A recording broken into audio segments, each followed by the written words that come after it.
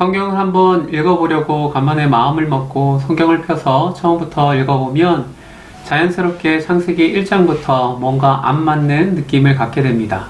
창세기 1장 5절에 저녁이 되고 아침이 되니 이는 첫째 날이니라고 말하는데 태양은 넷째 날 만드셨으니까 창조 순서가 처음부터 꼬이는 것입니다. 그리고 1장과 2장도 서로 다른 것을 발견할 수 있습니다. 창세기 1장 11절에 보면 풀과 채소, 나무들은 셋째 날에 창조하셨는데 창세기 2장 5절을 보면 인간을 창조할 때에, 즉 여섯째 날에 아직 채소나 나무가 없었다고 말합니다. 그럼 인간을 식물보다 먼저 만든 것인지 나중에 만든 것인지 1장과 2장이 서로 다르게 말하는 것입니다. 우리는 성경은 당연히 하나님의 말씀이고 1.1핵도 오류가 없다고 들었었는데 창세기 처음부터 이러면 어떻게 성경을 하나님의 말씀으로 믿을까 고민이 되는 것입니다. 물론 그냥 아무 생각 없이 믿음으로 다 받아들이겠다면 문제가 되지 않을 수도 있겠지만 잘 믿는다, 믿음이 좋다라는 것은 그렇게 덮어두고 도무지 이해는 안 되지만 원래 성경은 일단 믿는 거야 라며 넘어가는 것은 아닙니다. 이렇게 성경을 읽으면 읽을수록 점점 그런 믿음이 흔들리고 성경이 정말 하나님의 말씀인가 의심이 더 들 것입니다. 그럼 성경을 어떻게 읽어야 할까요? 그냥 읽는 것이 아닌가요? 사실 저도 목사로서 이런 질문에 어디까지 말씀드려야 하나 고민이 됩니다. 자칫 잘못하면 이상한 목사라고 이단이라고 엄청 욕먹을 수 있기 때문에 조심스럽습니다. 살짝 미리 약을 치고 가면 저는 모태신앙이고 대학생 때까지 아주 보수적인 고신 측에서 신앙생활을 했고 정통 보수 교단인 대한예수교 장로회 합동측 목사로 있습니다. 한마디로 굉장히 보수적인 신앙의 목사라는 점 미리 말씀드립니다. 그런데 주일 예배 때 한 30-40분 정도 설교 시간에는 다 말할 수 없는 것들이 많이 있습니다. 짧은 설교만큼 은혜가 되는 것은 없다는 것을 저는 잘 알고 있습니다. 그리고 주일 설교는 신앙이 초보인 연약한 성도부터 오래 신앙생활을 한 성도까지 전체를 대상으로 말씀을 전하기 때문에 성경 중에는 논쟁이 될 만한 주제들을 자세히 설명할 수 없는 경우가 많습니다. 이런 고충이 목사에게 있다는 것입니다. 예를 들어 교회에서 지금까지 자살하면 무조건 지옥에 간다라는 말이 성경 말씀인 것처럼 가르쳤고 성도들도 그대로 받아들였습니다. 그러나 엄밀히 말하면 그것은 성경에서 말하는 진리는 아닙니다. 그러나 저도 우리 어린아이들이 목사님 자살하면 지옥에 가요? 라고 물어보면 교육적인 차원에서 맞다고 대답할 것입니다. 또 삶이 정말 힘들어서 죽고 싶다는 성도와 상담할 때에도 성도님 아무리 힘들어도 절대 자살하면 안 됩니다. 하나님 의지하면서 믿음으로 잘 이겨내십시다 라고 말하지 성도님 사실 성경적으로는 자살해도 지옥에 가는 것은 아닙니다 라고 대답하지는 않을 것입니다. 이런 주제들이 종종 있습니다. 11조 문제, 교회 절기 문제, 이혼의 문제, 동성애 문제, 술, 담배 문제 등등 교회에서 공식적으로 다루기 어려운 주제들이라 앞으로 이렇게 유튜브를 통해서 솔직하게 설명하도록 하겠습니다. 잠깐 삼천포로 빠졌지만 아무튼 중요한 것은 성경을 읽을 때에는 어떤 자세로 읽느냐 이게 중요한 것입니다. 이것만 알아도 우리는 성경을 더 풍성하고 깊이 있게 은혜롭게 묵상할 수 있습니다. 그럼 창세기 1장, 2장을 어떻게 읽을까요? 아니, 더 넓게 성경은 어떤 자세로 읽어야 할까요? 먼저 성경을 역사책이나 과학책, 교과서처럼 생각하고 읽으시면 안 됩니다. 성경은 분명 하나님의 말씀이고 우리를 진리로 인도합니다. 그런데 꼭 사실만을 기록한 뉴스 기사처럼 생각하지는 말자는 소리입니다. 요즘 뉴스나 신문 기사도 다 믿기 힘든 시대입니다. 사실을 전달하지만 어디에 강조점을 두었는지 똑같은 사건을 어떻게 해석하고 전달하는지에 따라서 너무나도 다른 것을 봅니다. 특히 우리나라 언론은 정말 믿을 게 못 된다는 것을 요즘 더욱 뼈저리게 느끼고 있습니다. 역사책도 있는 그대로의 사실이라기보다 그 당시 역사를 해석하고 평가하는 역사가의 역사관과 사상에 따라 내용은 전혀 달라지는 것입니다. 그럼 성경은 어떤가요? 우리는 성경을 문자 그대로 역사적 사실로 믿었는데 사실이 아니라는 말입니까? 당연히 사실입니다. 그런데 우리가 성경을 볼 때 사실이냐 아니냐로만 접근하면 성경에 너무 많은 또 중요한 부분을 놓치게 된다는 말입니다. 우리는 성경의 저자가 어떤 목적과 의도를 가지고 썼는지, 그 당시 성경을 받아서 읽는 1차 독자는 누구인지, 저자가 어떠한 장르를 선택해서 하나님의 메시지를 전달하려고 했는지를 먼저 고민해야 합니다. 뭐가 많이 복잡하죠? 참 골치 아프게 믿네. 나는 성경을 그냥 하나님의 말씀으로 다 믿는구만. 뭐 이렇게 생각할 수도 있겠습니다. 성경을 읽는 것이 물론 쉽지는 않습니다만 또 그렇게 어려운 것은 아닙니다. 저는 요즘 젊은이들이 쓰는 신조어, 줄임말들을 들을 때에 하나씩 알아가자는 마음으로 공부합니다. 그런데 몇천 년 전에 쓰여진 성경을 우리가 아무런 어려움 없이 찰떡같이 알아듣는다면 그게 더 이상한 일이 아닙니까?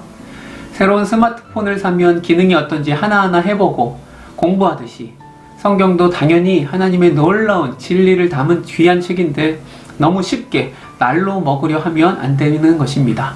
생각하면서 고민하면서 질문하면서 성경을 읽어야 합니다. 먼저 창세기 1장에 보면 하나님은 태초의 말씀으로 천지를 6일간 창조하셨고 7일째는 쉬셨다고 말합니다. 하나님이 온 우주를 만드신 전지전능한 신이 맞다면 6일 동안 천지를 뚝딱 만든 것도 못 믿을 바는 아닙니다. 그런데 문제는 6일에서 하루를 24시간으로 보고 또 성경에 나오는 족보들을 연구하여 시대를 계산해 보면 지구의 나이가 너무 젊다는 문제가 생깁니다. 하나님은 하루가 1000년 같고 1000년이 하루 같다고 하셨으니까 양보해서 6일을 6000년으로 계산을 해도 지구의 나이는 약 1만 년 정도밖에 안 됩니다. 지질학자들, 생물학자들, 천문학자들은 지구의 나이를 약 50억 년 정도로 보는데 말이죠. 여러분은 이제 선택을 해야 합니다. 창세기 1장에서 말한 대로 하나님이 천지를 분명 6일 동안 창조했다고 했으니까 그냥 문자대로 믿을 것인지, 아니면 성경은 처음부터 사실이 아닌 거짓말로 시작되는 과학자들의 주장과 부딪히는 그냥 종교적 신념을 강요하는 믿기 힘든 책으로 봐야 하는지 말이죠. 어린애들은 공룡을 좋아합니다. 우리 애들도 공룡책을 많이 보고 유튜브 보면서 육식공룡, 초식공룡, 이름도 길고 어려운데 전문가처럼 크기가 몇 미터고 몇 킬로미터로 달리고 줄줄줄 말하는 것입니다. 그럼 공룡은 하나님이 며칠에 창조하셨다고 자녀에게 말할 겁니까? 그런 건 그냥 교회 가서 주일학교 담당 전도사님한테 물어봐 이렇게 말하겠습니까? 이쯤 되면 목사님 저는 어떻게 생각하는지 궁금하시죠? 뜸들이지 않고 말씀드리겠습니다. 저는 창세기 1장을 읽고 하나님께서 말씀으로 그의 권능으로 천지를 창조하셨다는 것을 분명히 믿습니다. 그런데 창세기를 기록한 저자가 1장을 쓸 때에 우리에게 과학적 사실을 전달하려고 쓰지는 않았다고 생각합니다. 다시 한번 분명히 말씀드리지만 성경은 2020년을 살아가는 우리에게 쓰신 책은 아닙니다. 물론 매일 큐티하면서 하나님이 오늘 내게 주신 말씀으로 묵상하고 적용하지만 분명히 우리는 성경의 1차 독자는 아닙니다. 몇천 년 전의 사람들에게 그 당시 사람들의 언어와 문화와 세계관과 역사 등의 배경을 전제로 하고 쓴 책입니다.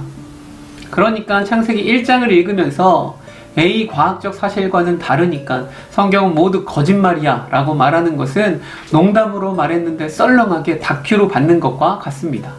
물론 창조가 농담이란 말은 아닙니다. 여러분은 고등학교 과학 시간이 좋았습니까? 정말 어렵고 지루하지 않았습니까? 저는 창조 기사를 창세기 1, 2장으로 짧게 기록을 해서 얼마나 감사한지 모릅니다. 성경은 우리에게 하나님에 대한 지식을, 구원의 길을 알려주는 책입니다. 아마 지금의 과학 지식을 가지고 창세기를 다시 썼다면 분명 지금과 내용도 달라지고 양도 엄청나게 늘어나서 가뜩이나 안 읽는 성경을 더 안 읽도록 만들 게 분명합니다. 그 당시 창세기를 읽던 고대 근동 사람들은 전혀 이해할 수도 없었을 것입니다. 지구가 평평한 줄로만 알고 또 비가 오는 것은 하늘에 물층이 있어서 그 위에 있는 물이 떨어지는 것으로 생각했던 사람들에게 어떻게 지구는 둥글고 중력이 있고 자전하고 공전을 하고 이런 것을 다 설명할 수 있겠습니까? 그러니까 창세기 1장에서 말하고 싶은 내용은 그러한 과학적 사실이 아니라 몇천 년 전 고대 근동의 작은 국가, 늘 강대국에 의해 억압과 착취를 당하던 수백 년 노예였던 이스라엘 사람들에게 해와 달과 별, 바위와 동물과 곤충 이런 것들까지도 다 신으로 생각해서 신전을 만들고 섬기는 것이 당연한 시대에 진짜 신은 그런 것들이 아니고 그 모든 것들을 바로 하나님이 창조하셨다. 하나님이 온 우주를 만드신 참신이다 라는 것을 말하기 위해 창세기 저자는 창세기 1장을 쓴 것입니다. 이해하시겠어요? 그러니까 창세기 1장을 가지고 과학적으로 어떻게든 설명하려고 노력하는 것, 어떤 과학적 증거를 대며 성경을 방어하려고 시도하는 것은 완전히 핀트가 안 맞는 일입니다. 창조과학회에서 그런 노력들을 하지만 아예 처음부터 성경을 보는 관점이 틀린 것입니다.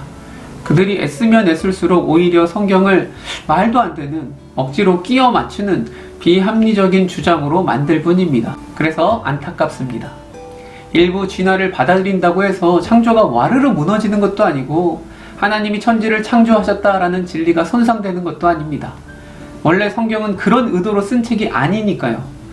저도 십수년 전에 창조과학회에서 배운 것들을 성도들에게 가르치기도 했는데 지금 생각하면 참 몰랐다 싶습니다. 자, 정리하면 이렇습니다. 창세기 1장과 2장은 하나님이 온 우주의 창조주이심을 선포합니다. 하나님은 그분의 권능으로 무질서한 세계 안에 하나하나 질서를 부여하시면서 세상을 창조하십니다.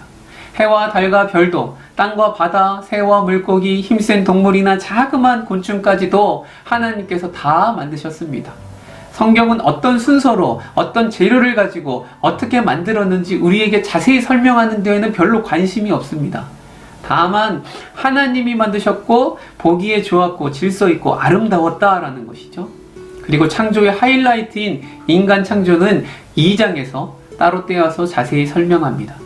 고대의 창조 신화들을 보면 인간은 신들의 장난감 거리로 또 일을 시키려고 만든 하찮은 존재일 뿐인데 성경은 모든 인간을 하나님의 형상으로 창조하셨다고 말합니다.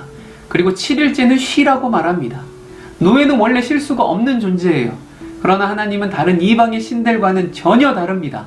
노예까지도 다 쉬라고 아예 명령하셨습니다. 이러한 놀라운 메시지가 창세기 1장과 2장에 있는데 우리의 관심은 어디에 있습니까? 하나님이 성경을 통해 전하려 하는 것보다 우리가 듣고 싶은 얘기, 원하는 것만 바라진 않습니까? 다시금 모든 생각을 내려놓고 하나님이 우리에게 전하고 싶은 놀라운 이야기를 찬찬히 들어볼 마음의 준비를 하고 성경을 읽어가기를 바랍니다. 오늘은 이 정도만 하겠습니다. 유튜브도 시간이 길면 사람들이 잘 안 봐줘요. 더 궁금한 것이 있으면 댓글로 달아주시면 제가 조금 더 자세히 답하거나 또 읽어볼 만한 책들을 추천하도록 하겠습니다. 다음 시간에는 에덴 동산 이야기, 선악과 이야기 해보겠습니다. 생각만 하셔도 좀 빡시지만 아무튼 구독과 좋아요 눌러주시고 안녕.